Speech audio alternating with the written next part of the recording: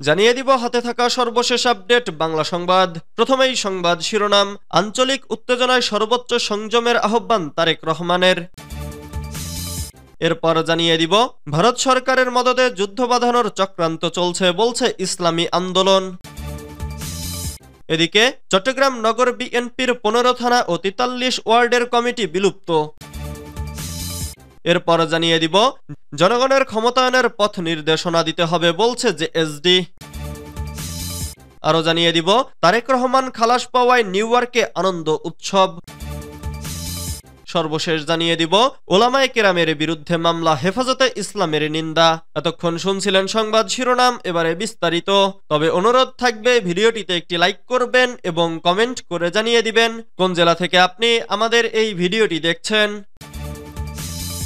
আঞ্চলিক উত্তেজনায় সর্বোচ্চ সংযমের আহ্বান তারেক রহমানের। আওয়ামী লীগ সরকারের পতনের পর বাংলাদেশকে ঘিরে ভারতের উস্কানিমূলক ও রাজনৈতিক বক্তব্য নিয়ে উদ্বেগ প্রকাশ করেছেন বিএনপির ভারপ্রাপ্ত চেয়ারম্যান তারেক রহমান। তিনি এই আঞ্চলিক উত্তেজনায় সবাইকে সর্বোচ্চ সংযমে থাকার আহ্বান জানিয়েছেন। সোমবার 2 ডিসেম্বর সামাজিক যোগাযোগ মাধ্যম ফেসবুকে দেওয়া এক বিবৃতিতে তিনি এ আহ্বান জানান। বিবৃতিতে তারেক রহমান অভিযোগ করেন, ভারতীয় বিশ্লেষকরা ভুল তথ্যের উপর ভিত্তি করে বাংলাদেশ বিরোধী মনোভাব প্রকাশ করছে এবং আঞ্চলিক স্থিতিশীলতাকে বিঘ্ন করছে।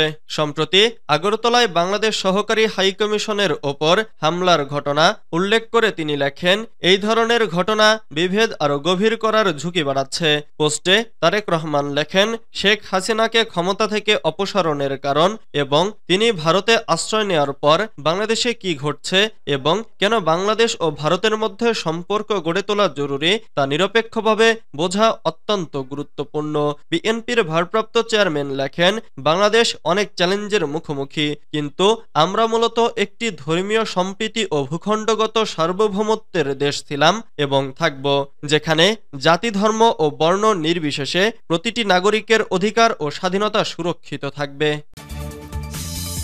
ভারত সরকারের মদদে যুদ্ধ বাঁধানোর চক্রান্ত চলছে বলছে ইসলামী আন্দোলন। ইসলামী আন্দোলন বাংলাদেশের মহাসচিব অধ্যক্ষ ইউনুস আহমদ বলেছেন, ভারত স্বার্থে আঘাত লাগায় বাংলাদেশের ওপর খেপে গেছে। বিগত 16 বছর ফ্যাসিস্ট হাসিনা ভারতের স্বার্থে সবকিছু করে দেশকে গিলে খাওয়ার ক্ষেত্র তৈরি করে দিয়েছিল। দেশ আজ ভারতের রাহুমুক্ত হয়েছে। ভারতের ইচ্ছা ও অভিপ্রায়ে এখন আর কিছু হচ্ছে না, তাই তাদের মাথা খারাপ হয়ে গেছে। ভারত এখন পায়ে পাড়া দিয়ে যুদ্ধ বাঁধানোর চেষ্টা করেছে উল্লেখ করে তিনি বলেন, উগ্রবাদী ইসকনকে দিয়ে সরকারি আইনজীবীকে হত্যা করে সাম্প্রদায়িক দাঙ্গার চেষ্টা ব্যর্থ হওয়ায় ভারত এখন বাংলাদেশের বিরুদ্ধে বিভিন্ন উস্কানি দিচ্ছে। ভারতের বিভিন্ন হাইকমিশন, উপ হাইকমিশনে হামলা ও পতাকা ছিঁড়ে চরম অসভ্যতার পরিচয় দিয়েছে। মঙ্গলবার 3 ডিসেম্বর বিকেলে ভারতের আগরতলায় বাংলাদেশ উপ হাইকমিশনে হামলা ও বাংলাদেশ বিরোধী ভারতীয় উস্কানির প্রতিবাদে ইসলামী আন্দোলন বাংলাদেশ ঢাকা মহানগর উত্তর ও দক্ষিণের উদ্যোগে রাজধানীর বাইতুল মোকাররম উত্তর গেটে বিক্ষোভ মিছিল পূর্ব সমাবেশে তিনি এসব কথা বলেন। মাওলানা ইউনুস আহমদ আন্তর্জাতিক আইন এবং ভিয়েনা কনভেনশনের প্রতি শ্রদ্ধা জানিয়ে ভারতে অবস্থানরত বাংলাদেশের সব কূটনৈতিক মিশন ও কূটনীতিকদের নিরাপত্তা বিধানের জন্য ভারত সরকারের প্রতি আহ্বান জানান। চট্টগ্রাম নগর বিএনপির 15 থানা ও 43 ওয়ার্ডের কমিটি বিলুপ্ত। চট্টগ্রাম মহানগর বিএনপির 15টি থানা ও 43টি ওয়ার্ডের কমিটি বিলুপ্ত ঘোষণা করেছে নগর বিএনপির আহ্বায়ক কমিটি। মঙ্গলবার 3 ডিসেম্বর সকালে চট্টগ্রাম নগরের লালখান বাজারের একটি রেস্টুরেন্টে আয়োজিত সংবাদ সম্মেলনে এ তথ্য নিশ্চিত করেন নগর বিএনপির আহ্বায়ক এরশাদ উল্লাহ।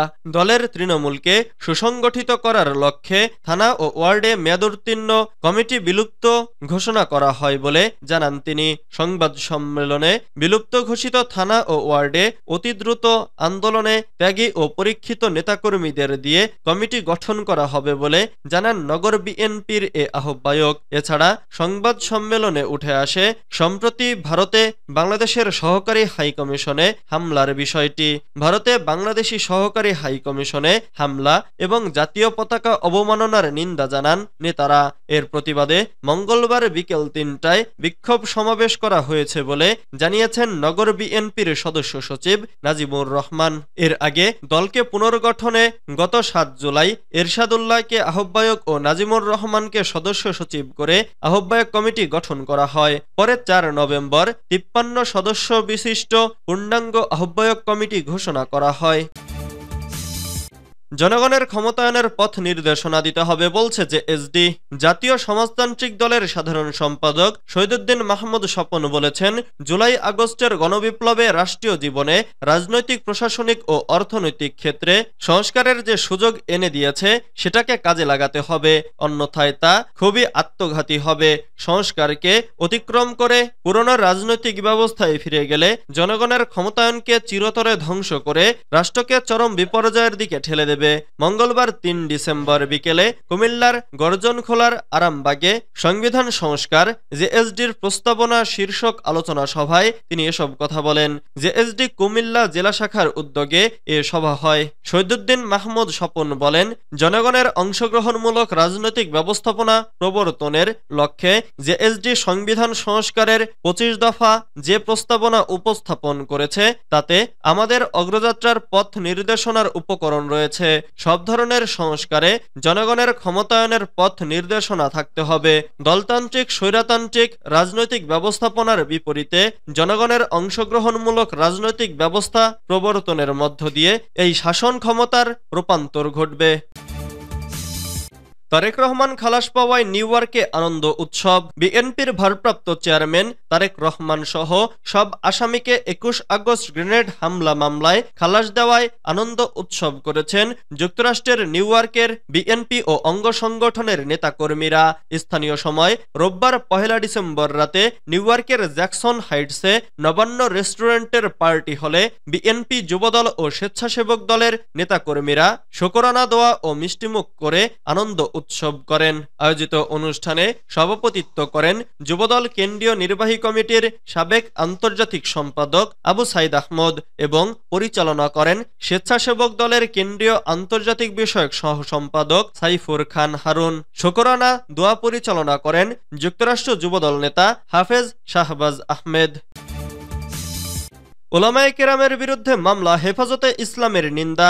রোববার ১ ডিসেম্বর ঢাকার যুগ্ম জেলা জজ আদালতে মোহাম্মদ জুবায়ের হোসেন নামের সাতপন্থী এক ব্যক্তি দেশের শীর্ষস্থানীয় ওলামায়ে কেরাম ও হেফাজতে ইসলাম বাংলাদেশের শীর্ষ নেতারা সহ ওলামায়ে কেরামের তত্ত্বাবধানে পরিচালিত শুরাই নিজামের অধীনে চলা তাবলিগি সাথী ভাইদের বিরুদ্ধে দায়ের উদ্দেশ্য প্রণোদিত মিথ্যা মামলার ঘটনায় হেফাজতে ইসলাম বাংলাদেশের মহাসচিব আল্লামা শায়েখ সাজিদুর রহমান তীব্র নিন্দা ও প্রতিবাদ জানিয়েছেন।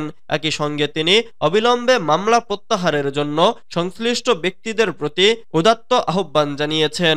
সোমবার ২ ডিসেম্বর গণমাধ্যমে পাঠানো এক বিবৃতিতে তিনি এ আহ্বান জানান।